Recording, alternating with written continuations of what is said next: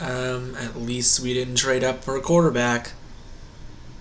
Right about now, the Funk Soul Brother. Check it out now, the Funk Soul Brother. Right about now, the Funk Soul Brother. Check it out now, the Funk Soul Brother. Right about now, the Funk Soul Brother. Check it out now, the Funk Soul Brother. Right about now, the Funk Soul Brother. Right about now, about now, about now, about now.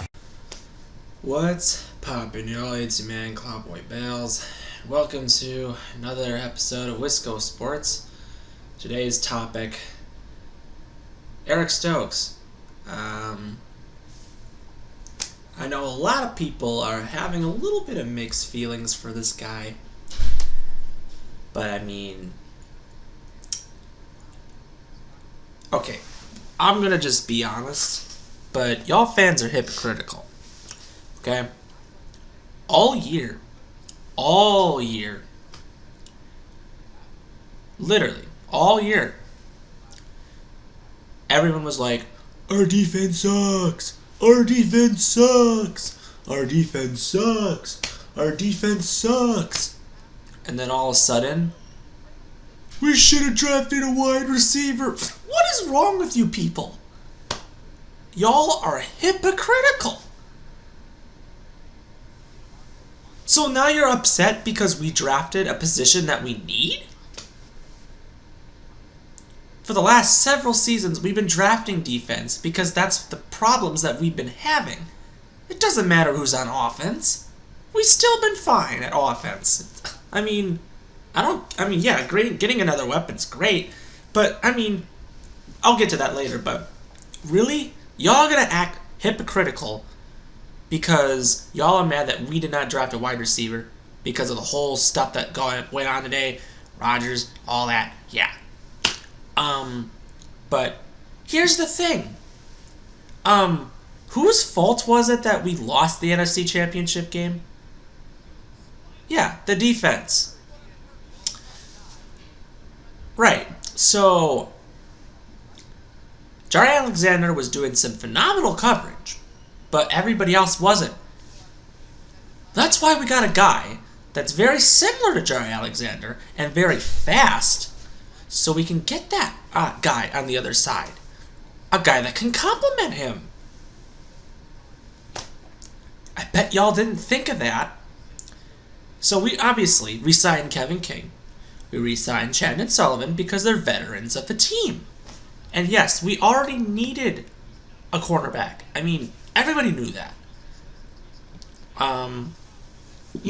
King had that great 2019 season, and then he really had that bad 2020 season.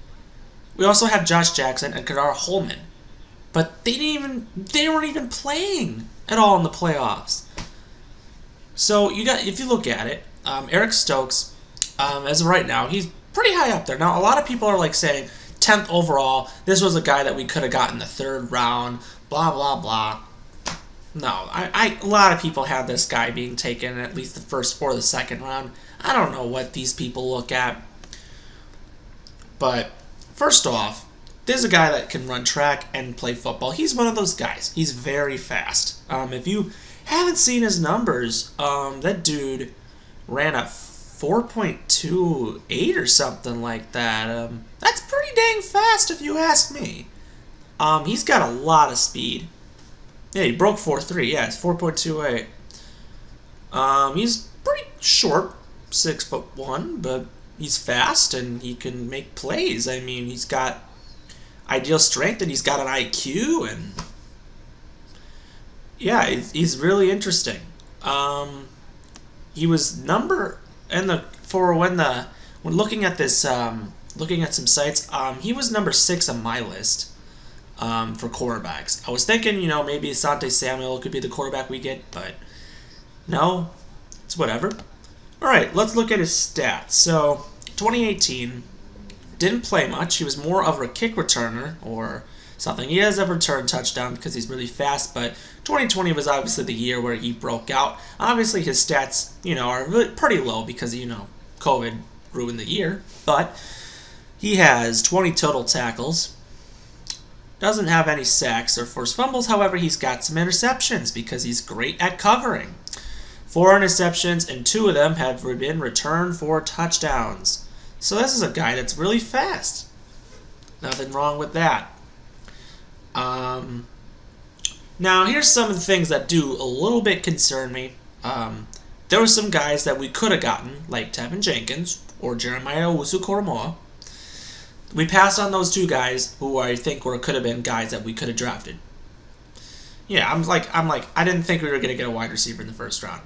And also, don't forget, last time we drafted a wide receiver in the first round was Javon Walker. Let's remember how he turned out. There's so much talent at tackle and at wide receiver that we can get on day 2. I'm not worried about it at all. But I think people gotta stop worrying about, if Rodgers wants to leave, that's his problem. He can leave. Nothing I'm gonna do about it. I mean, if we want to move on and we want to move on, and Jordan Love ends up being our guy, then yeah, that's how it gonna be.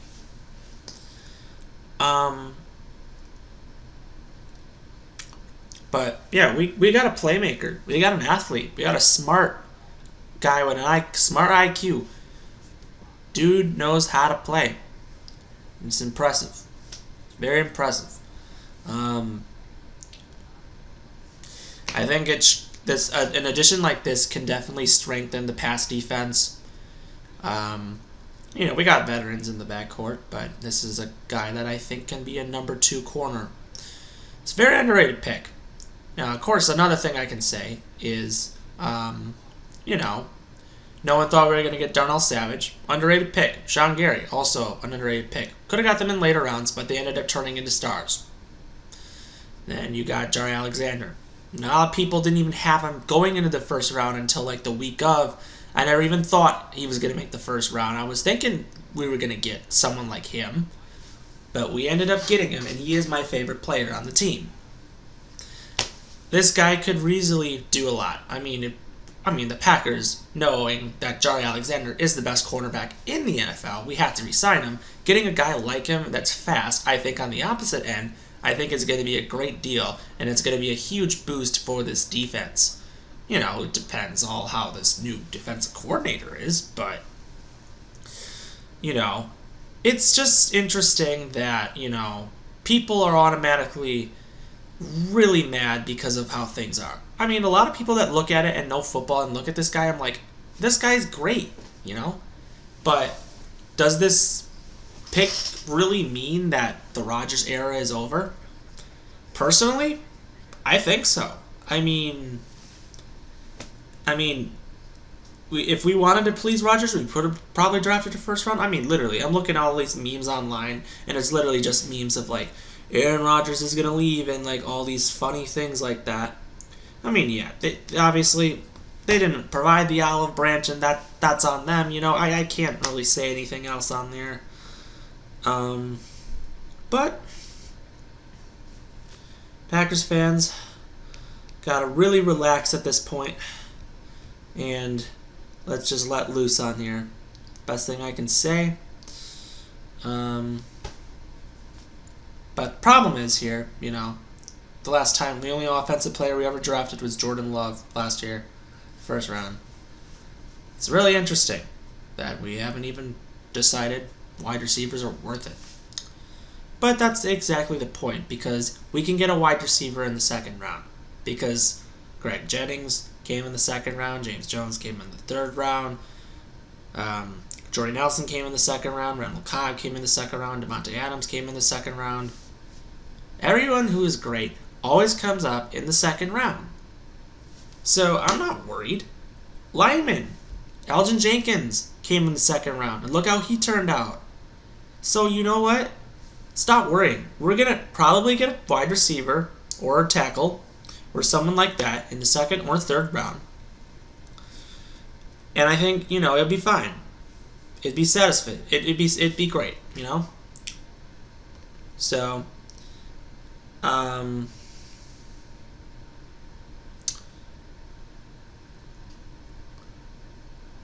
I mean, obviously, they don't want to trade Aaron Rodgers. Packers don't want to. They want to keep him. And honestly, I think at this point, we're just going to have to see what happens. Because, I don't know. But I wouldn't really worry.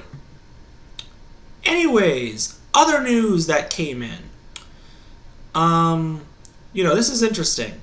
But we, first off, have some interesting things. First off, some of the players that are still available. David Mills out of Stanford, quarterback out of Stanford. Michael Carter and Javonte Williams, both running backs out of UNC. The wide receivers that are pretty much big that are still there are Elijah Moore, someone I thought we were going to get. Terrence Marshall Jr. is another guy. Pratt Freiermuth, the tight end of Penn State. Landon Dickerson, Creed Humphrey, are a big lineman that I said originally. Christian Barrymore, don't forget about him, he's still there. Aziz Ujulari is still there. I actually thought he was taken, never mind. And then Nick Bolton and Jeremiah Owusu-Koramoah as corners, and then Asante Samuel corner, Trayvon Morgan safety. Those are a lot of guys that I thought could have made the first round, but things didn't happen, so they just were the way they were. But that's crazy. Another crazy thing that happened was the Bears traded up again to get a quarterback. They now have Justin Fields. This is crazy. For those who don't know, I have been really believing that Justin Fields is an absolute bust. I've said that for years. Ever since I've seen him play, I always said he was going to be a bust. So I'm kind of hoping it really does end up being true. Patriots end up getting Mac Jones, so he might be their franchise guy. Who knows?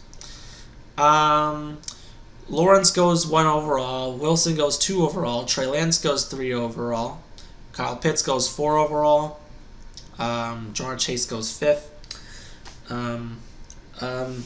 The Vikings get Christian Darrisaw. I think that's who they got, but they needed a lineman, so they got him. And then, of course, the Lions got Penei Sewell, another lineman. So our division rivals are trying to build their O-line, which is a smart move. I think that's good for them.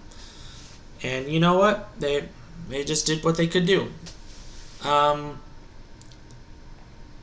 Obviously, the biggest shocker in this draft was obviously, I believe, the Bears trading up again to get a quarterback after no one thought they were going to do it again. I said they were going to, because after seeing Teddy Bridgewater get traded, I knew immediately the Bears were going to get a quarterback. It was just pretty obvious at this point. And that's that. But yeah, I've talked too much about the draft.